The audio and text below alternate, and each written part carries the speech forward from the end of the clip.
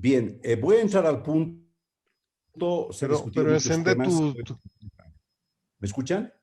Sí, puedes encender tu cámara, así te ven y no De te visualizamos. escondes.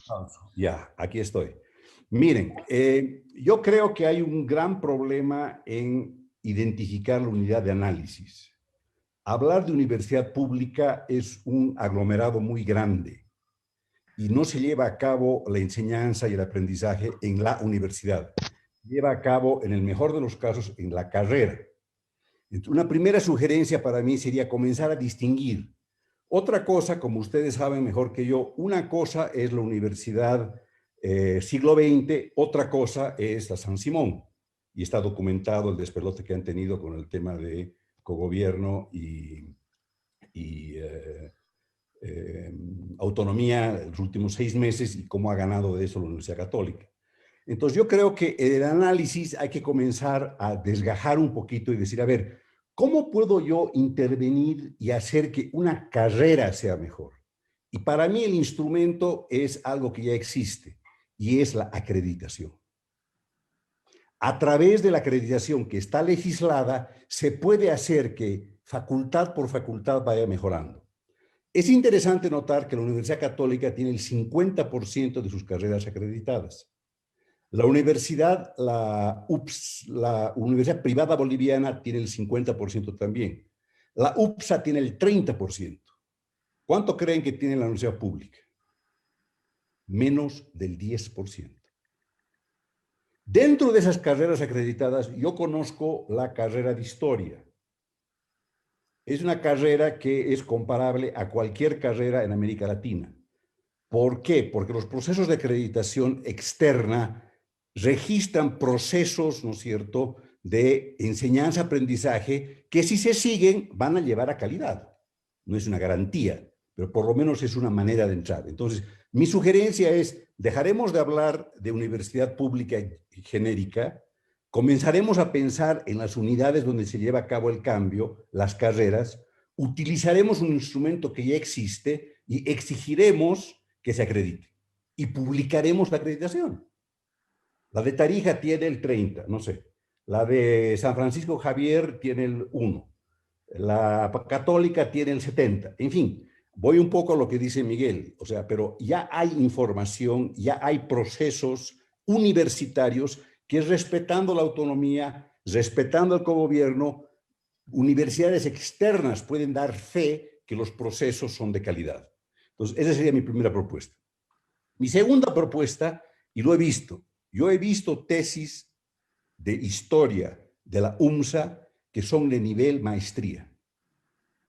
A la misma vez he visto tesis con el mismo docente de la carrera de historia de la UPEA que no pasan de ser un trabajo de tercer grado o de cuarto grado de universidad, sino de secundaria.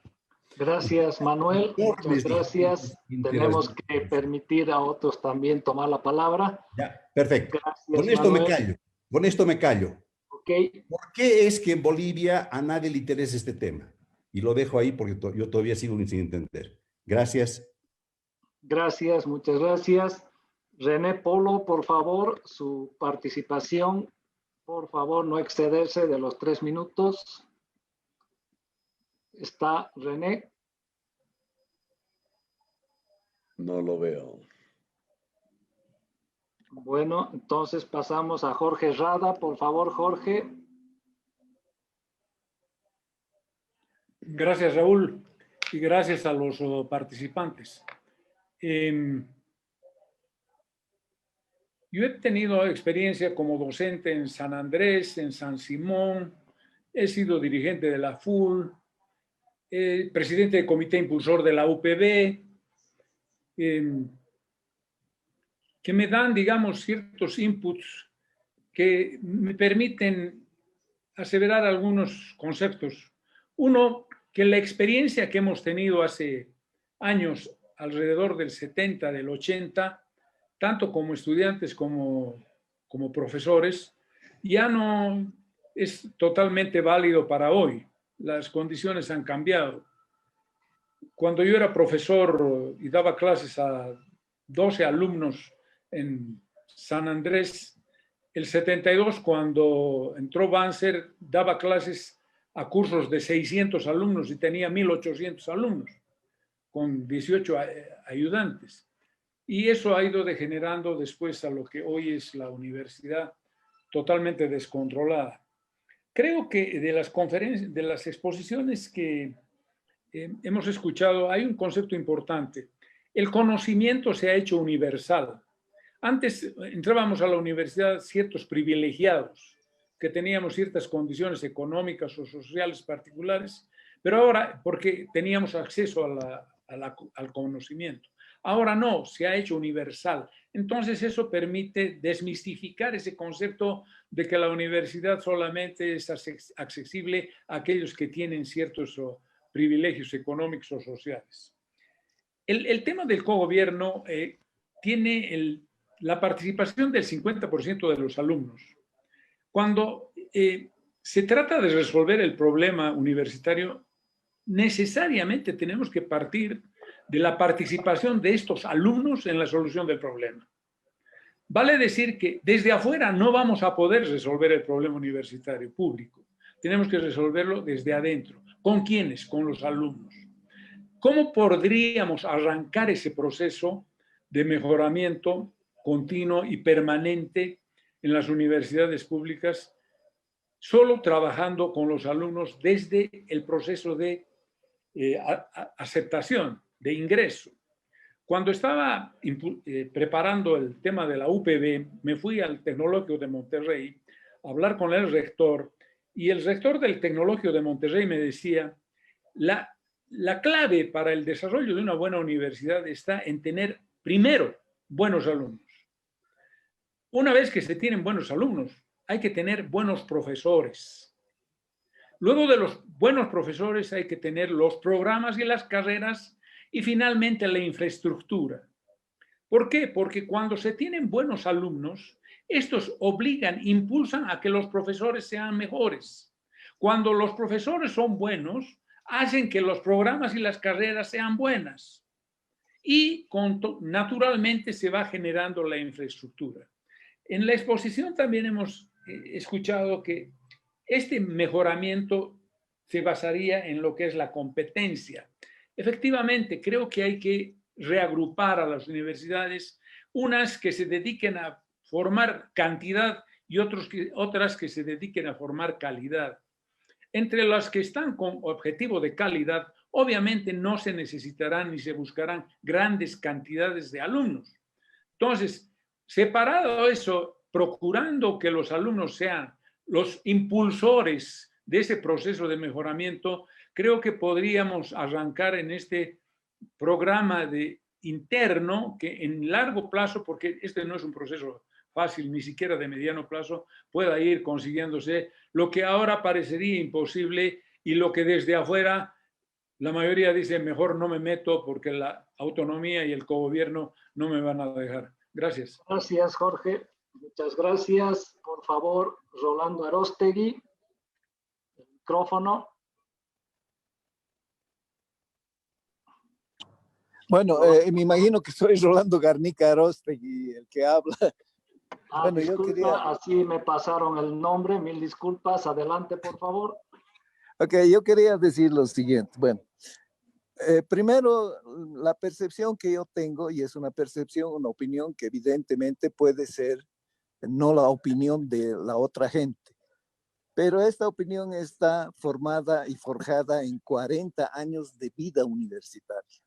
O sea, he vivido en la universidad 40 años. Y lo que les puedo decir, en mi percepción, que el problema más grande de la universidad pública es el cogobierno. O sea, ¿cómo puede ser una institución que defina y que evalúe la calidad de la actividad universitaria conformada por los que participan del trabajo, que serían los docentes, por los clientes, que serían los estudiantes? Esto no creo que pueda llevar a nada bueno en la definición y en la evaluación de las actividades de la universidad. Primer punto. Segundo punto, el concebir que la universidad esté basada en las carreras, este es un otro gran problema, porque la carrera, que es la orientación y la formación profesional de actividades, es una cuestión transitoria. Y cada vez esa transitoriedad de las carreras debido a la evolución, cada vez es menor. Lo que sí debe ser la base fundamental de la organización de la universidad es el conocimiento. Y el conocimiento son áreas de unión de profesores. Entonces, yo quiero decir que lo que he visto en la universidad es que el cogobierno, y en esto coincido con Kathleen, en el sentido de que es el discurso excelente para un beneficio personal. Y si ustedes se fijan, ¿quién ha hecho esto o quién asume esta actitud política? Es el marxismo. Porque todas las tendencias políticas de la universidad se han utilizado en el beneficio personal del marxismo para intereses personales. Y el cogobierno, en el fondo, quien ejecuta la parte del cogobierno son los dirigentes estudiantiles. Y quien ejecuta la parte de los docentes en las universidades son los docentes que tienen intereses políticos. La unión de los políticos docentes con los políticos estudiantes es lo que genera el gobierno universitario. Bueno, esa es mi opinión tremendamente. Muchas gracias. Okay. El otro Rolando, por favor. Rolando Morales tiene la palabra. Sí, yo quisiera hacer 3 preguntas muy puntuales a Miguel. La primera, en una situación de libre mercado que tenemos para las universidades privadas, se debería esperar, en principio, de que compitan por la calidad, lo que no ocurre en Bolivia, ¿no? Todo lo contrario, está compitiendo por la mala calidad, si así podemos decir, ¿no? La gente busca tener su título más que tener un acervo de conocimientos. ¿Por qué no funciona ese mercado? ¿Ya? Porque me imagino que cuando dijeron abrir las universidades al sector privado es para que compitan, ¿no? Tú mismo lo has dicho de otra manera. Quizás esta primera pregunta está muy relacionada a la segunda pregunta. Es que la sociedad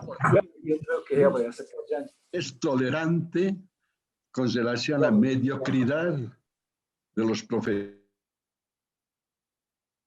Está sin micrófono, Rolando. Está sin micrófono. Oh, perdón, vuelvo a hacer plantear las preguntas, entonces, perdone. La segunda, por favor, la segunda pregunta. La primera, ¿la escucharon? Sí, la segunda. ¿Por qué se apagó?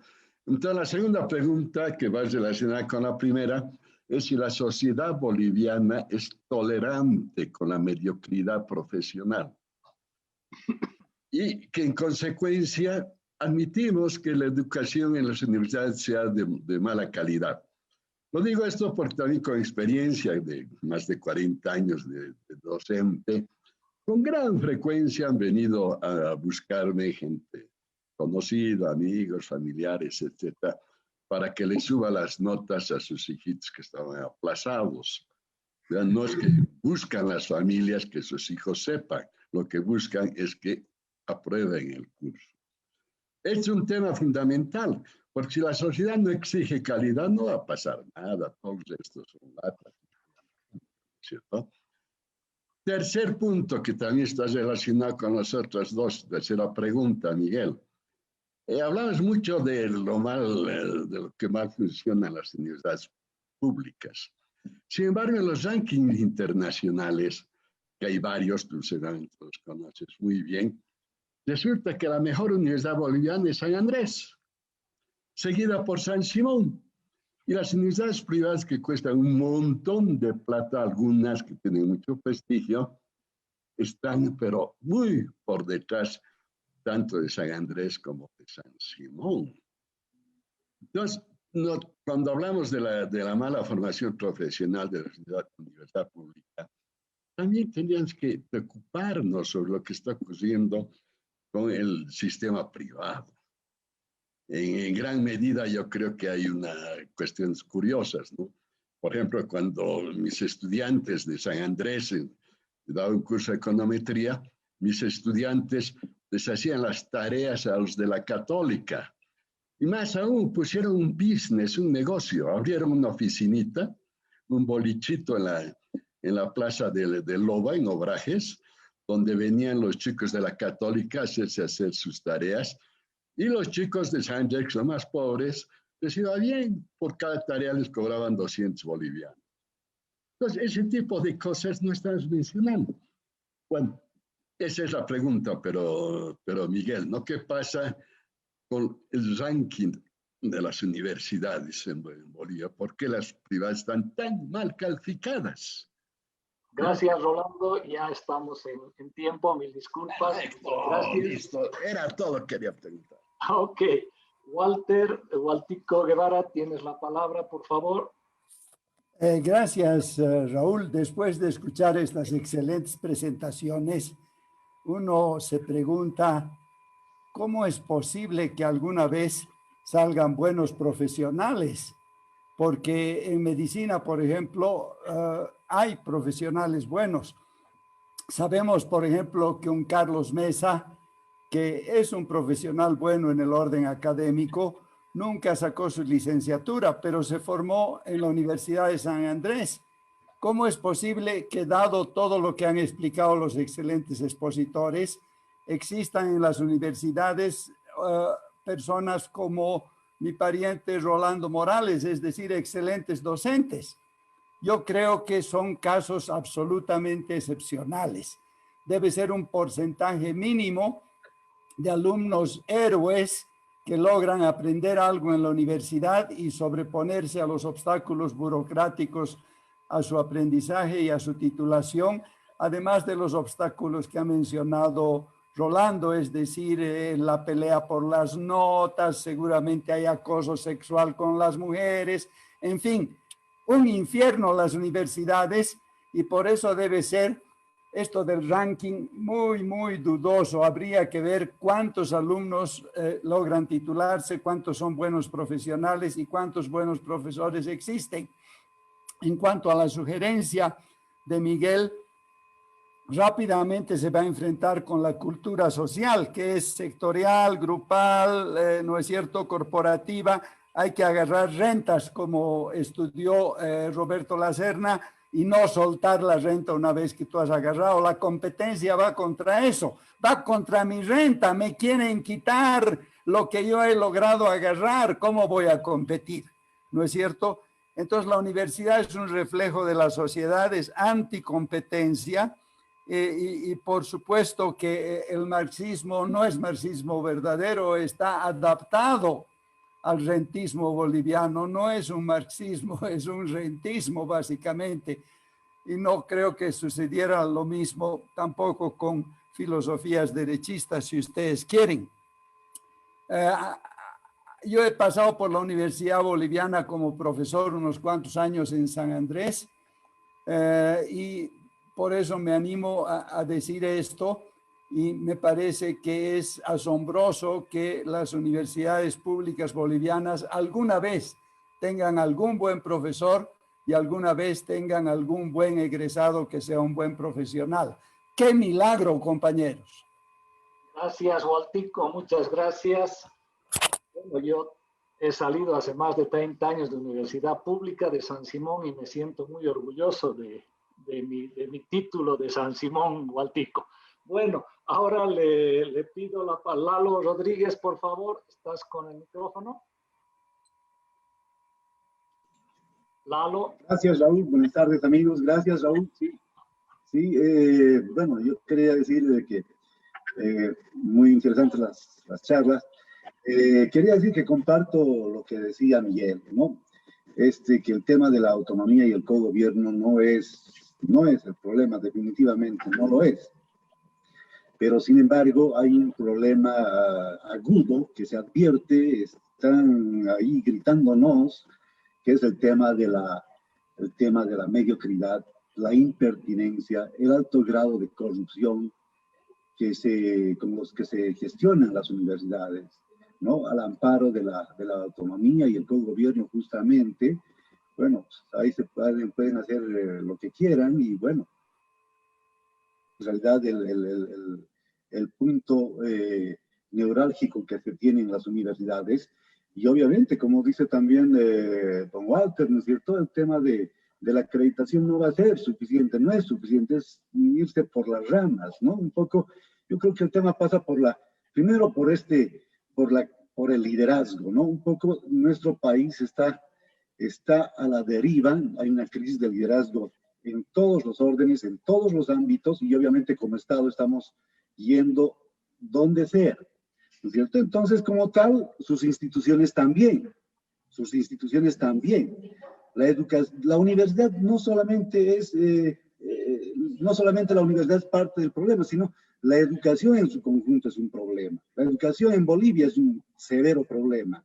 Hablamos de una universidad gratuita, alguien acaba de decir la universidad pública gratuita. Con los datos que nos ha dado Kathleen, tenemos que un estudiante en la universidad, por un estudiante en la universidad, el Estado paga $8,000 aproximadamente.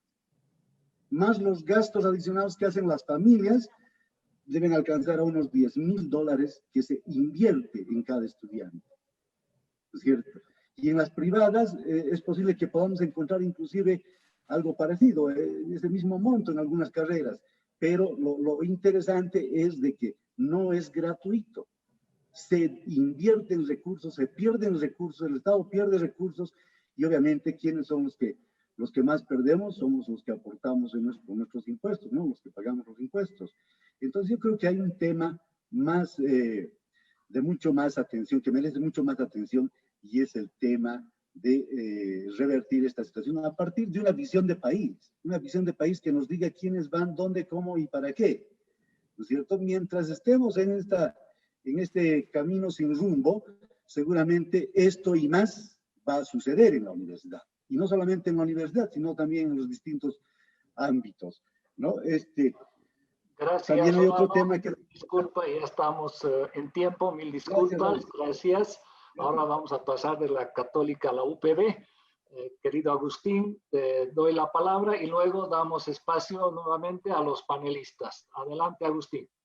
Muchísimas gracias. Primero agradecer a Kathleen, Ramón y Miguel que nos han ayudado un poco a preocuparnos, ¿no? A afinar un poco, introducirnos en esta problemática tan complicada. Yo quería un poco dar mi testimonio porque sí he sido docente en la San Simón por 3 años y medio y me deben conocer, trabajo ya casi 20 años en la UPB, tanto como docente, administrativo y par evaluador.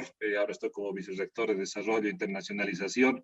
Y quería contarles una experiencia. Estuve 4 años gestionando junto con todas las universidades de la CV y privadas en una iniciativa que se llamó Cauri para compra de bases de datos. He sido hace los últimos 4 años y es una experiencia más de frustraciones que de realizaciones. Hemos sentido lo que mencionaba un poco Ramón, esta especie de supeditación de las redes privadas hacia las públicas y lamentablemente las realidades de que hoy en día las sociedades públicas no tienen grandes inversiones en lo que es compra de bases de datos, por ejemplo, y el tema de investigación cada vez es más importante, ¿no? Se dice que estamos hoy en día hasta infoxicados de información y yo sí puedo afirmar de que no hemos encontrado un asidero o una acogida a que se destinen fondos a la compra de bases de datos, mientras países como Uruguay, por ejemplo, que tiene un acceso casi irrestricto para toda la población. Pero no todo es malo. Yo creo que más bien lo que quería plantear a nuestros disertantes, cómo iniciar este proceso de transformación. Yo creo que hay muchas cosas positivas de las universidades públicas. El tema de la cobertura, el rol social que tienen es fundamental. No creo que se pueda cambiar la autonomía o el cogobierno. Yo creo que me sumo a lo que mencionaba un poco Manuel, el proceso de acreditación, yo creo que es una de las vértices. Creo que centrarnos más en calidad educativa es un camino hacia dónde ir. Creo que un problema no solamente de las públicas y también de las privadas es el acercamiento al sector productivo. Y quería cerrar mi intervención con expresarles unas últimas preocupaciones que estoy percibiendo en esta era del COVID y post-COVID. Hay cada vez una fuerte tendencia hacia la incorporación de las tecnologías de comunicación e información, las famosas TICs. a la demanda de incorporar una especie de minors en las carreras que hablen sobre blockchain, big data, inteligencia artificial y todas estas nuevas tecnologías. Se espera que las carreras ya tengan dobles titulaciones y dos nuevas demandas, desarrollo de competencias blandas, las famosas soft skills, orientar nuestros procesos de formación hacia el cumplimiento de los objetivos del milenio, las ODS. Y quería dejar esta pregunta a nuestros disertantes, por si creen que este nuevo escenario que yo lo llamo, que es el nuevo normal, estresa aún más esta necesidad de iniciar este proceso de transformación. Yo percibo que la exigencia es cada vez más grande y no solamente es al sector de las universidades públicas como tal, sino todo el sector universitario y del país en el conjunto ante estos nuevos retos, que esa era la pregunta en concreto. ¿Cuánto creen que estos nuevos retos, hablando de las TICs, la internacionalización, los soft skills, las ODS, y si es la calidad educativa la que debería ser un poco el árbol, el central sobre el cual iniciar este proceso de transformación? Muchísimas gracias. Gracias, Agustín. Bueno, ahora vamos a dar espacio a los panelistas. Por favor, comenzaremos con Sergio y no más de 5 minutos para que vayamos cerrando este encuentro.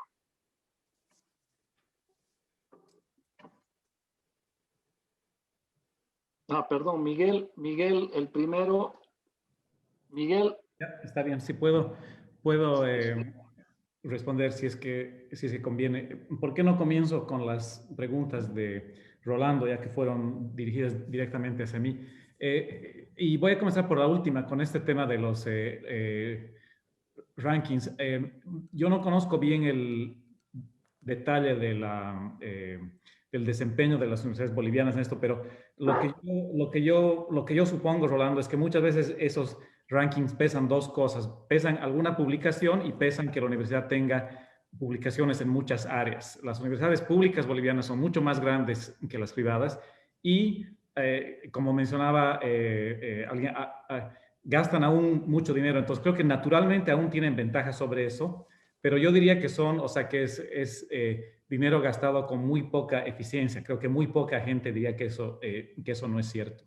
Entonces, el hecho de que lo hagan mejor que un sector donde no se está gastando nada en investigación, porque ese sector, digamos, particular aún está abocado a sobrevivir por la matrícula, pago por la enseñanza, no es muy sorprendente. La otra cosa que diría sobre lo que mencionó Rolando es que en educación, y este es un tema que yo he trabajado toda mi vida, digamos, la competencia en educación, Rolando, el libre mercado no es un tipo de solución para todo en la educación, no es. El libre mercado por sí solo no necesariamente causa un buen desempeño. Lo que se necesita generalmente en educación es lo que se llamaría en inglés como una competencia manejada. Pero el introducir competencia complementada con otras medidas es la única manera de que este mercado funcione bien. Vi que en el chat Roberto decía, por ejemplo, se puede complementar competencia con acreditación. Es una cosa que se puede hacer. Lo que tú dices es absolutamente cierto. Es cierto en Estados Unidos inclusive, que en el sector privado ves universidades excelentes que están haciendo, bueno, que son, quién sabe, las mejores del mundo. Y en el sector privado ves universidades dedicadas a estafar a la gente. Entonces, esas dos cosas pueden coexistir y lo que necesitas ahí es más o menos manejar esa competencia y manejar ese mercado. Pero el hecho de que el mercado por sí solo no te dé todo lo que quieras, no implica para nada que la alternativa de tener solamente un sector sin competencia sea bueno, porque eso creo que queda ampliamente demostrado que funciona muy, muy mal. Acabaré solamente diciendo una última cosa para que no quede claro. La autonomía, como yo dije, a mí no me parece como el tema fundamental. La autonomía puede ser consistente con competencia, la autonomía en el sector público inclusive puede ser consistente con un sistema que funcione bien. El cogobierno sí me parece como una cosa mucho más complicada y creo que es una cosa que es un problema fundamental, es lamentablemente difícil solucionarlo, existe en muchos países, pero eso sí, a mí casi me parece incompatible con el funcionamiento adecuado de un sector público universitario. Ahí acabaré, gracias. Gracias, Miguel. Kathleen, ¿tienes algo para comentar de las intervenciones de nuestros invitados y de los participantes. Sí, es mucho, pero me voy a tratar de por favor. Resumir. Bueno, primero a Miguel decirle que definitivamente yo estoy de acuerdo que la autonomía es súper necesaria y Europa es uno de los continentes más autónomos en las universidades, o sea, eso de que aquí la autonomía es nula, eso por favor borrátelo de la cabeza porque hay muchísima autonomía de las universidades. Otra cosa es que es un sistema público. Entonces, las universidades, como son financiadas por dinero público, entonces tienen un accountability muy alto, ¿no? Hacia la sociedad y sí son burocráticas para entablar los cambios. Bueno, entonces yo no creo que la autonomía es mala per se, pero como se la utiliza en Bolivia se la mal utiliza porque no están rindiendo cuentas a la sociedad de los recursos que la sociedad les transfiere, ¿no? Entonces, desde ese sentido, la autonomía es totalmente negativa en Bolivia. En los parámetros de comparación y en los rankings siempre hay que ver qué tipo de financiamiento existe, ¿no? No puedes comparar universidades públicas con privadas, porque las universidades privadas, sobre todo en Latinoamérica, o sea, la mayoría, hay excepciones, están ahí para básicamente dar un servicio, ¿no? Que es básicamente el formar. Y normalmente no tienen dinero, si es que no hay fondos concursables para hacer investigación. Entonces no se las puede comparar en un ranking y por eso es que lo que dice Rolando, que a veces aparece San Simón, a veces aparece San Andrés, es cierto. Sería el colmo que no aparezcan porque para eso les pagamos millonadas, ¿no? En cambio, a las públicas no les das nada para eso. Otra cosa que yo creo, y aquí voy un poco a las soluciones, ¿no? Nada va a ser posible si no se descongestiona ese sistema. Tenemos ahorita casi 40% del cohorte. ¿Se ha cortado de mí? ¿Me escuchan? Bueno, casi 40% del cohorte de edad está en las universidades. O sea, esa es una bomba. La gente no tiene dónde ir y por eso entra a las universidades. Y por eso tenemos esos fenómenos de masa, de mala calidad y de todo lo demás. O sea, también hay que entender el sistema educativo desde la perspectiva histórica. Mi profesor siempre decía, ese ritmo de crecimiento de las ciudades en Latinoamérica, en Asia, nunca lo hemos visto en Europa. Nunca. Entonces, crecen así 5 millones por década, ¿no? Entonces, es imposible de imaginarse cómo se da eso. Más o menos ese es el ritmo de crecimiento de las universidades públicas en Bolivia y entonces ahora hay que ver cómo crece en ese ritmo el personal, los incentivos y todo lo demás. Se ha masificado de una forma tan rápida que, como te digo, se han llevado en ese proceso de masificación todos los controles posibles de calidad que hayan habido y encima en este contexto político tan difícil, ¿no? Porque la universidad siempre se ha movido muy bien y ha logrado manejar su imagen, digamos. Y ahí voy. Hace poco Andrónico dijo, hay que intervenir la universidad, ¿no? ¿Y qué le contestaron? Ahí todo Bolivia, todos los periódicos, todos los rectores han salido que es una conquista, que aquí, que allá. No hay, yo estoy en desacuerdo que el MAS intervenga a la universidad, definitivamente, pero es necesaria la discusión social. Pero todo el mundo se va a defender esa figura de autonomía realmente como una conquista social, ¿no? La universidad no es más que un sindicato en este momento, ¿no? Desde la otra perspectiva. Yo digo, ahorita, en este momento de pandemia, y ahí voy a contestar un poco lo que dijo Agustín, ¿no?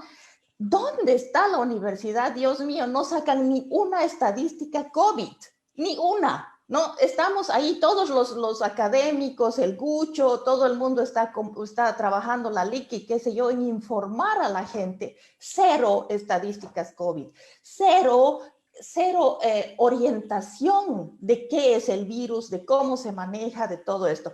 Estamos en una crisis política hace 3 años y la universidad cero, ausencia total de la discusión.